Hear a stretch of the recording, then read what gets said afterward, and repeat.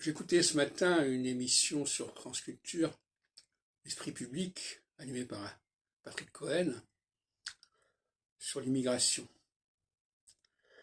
Et il y a un non-dit dans cette affaire, un non-dit qui est plus ou moins en filigrane, mais qui est là, à savoir que l'immigration, population non blanche,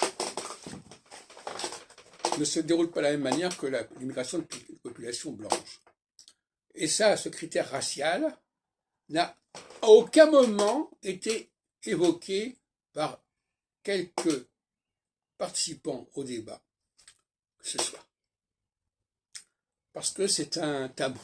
On parle de parler de la race. Or, pour moi, je suis très intéressé par la communication non verbale. Et on nous faisait remarquer d'ailleurs qu'en Allemagne, une grande partie de l'immigration était blanche. Alors qu'en France, elle est arabo-africaine, c'est-à-dire qu'elle est... Voilà. Bon. Et c'est pas rien, c'est pas un détail. De la même façon qu'entre les hommes et les femmes, la question de la langue, dans le couple notamment, dans le rapport sexuel, est assez secondaire par rapport à la communication non verbale, c'est-à-dire l'attirance pour le visage, pour les traits. Donc, quand on minimise cette question-là, on passe à côté des problèmes. J'en ai parlé souvent, la communication non verbale implique aussi qu'on sait communiquer autrement que par la parole, qu'on sait communiquer par les mouvements du visage, par les mimiques, par les grimaces, par toute une mobilité du visage.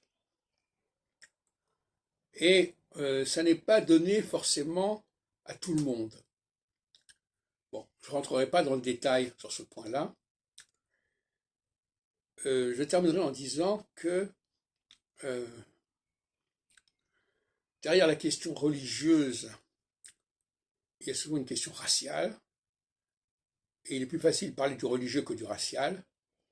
Mais en réalité, les gens se réunissent probablement plus facilement pour des questions raciales, c'est-à-dire questions de physique, que pour des questions idéologiques ou religieuses.